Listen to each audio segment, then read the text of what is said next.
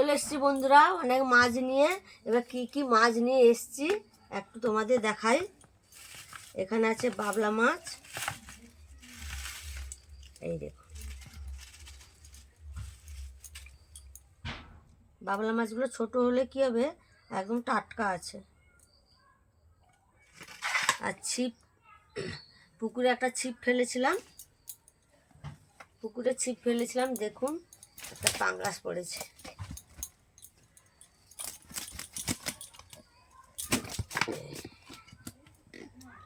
এই দেখুন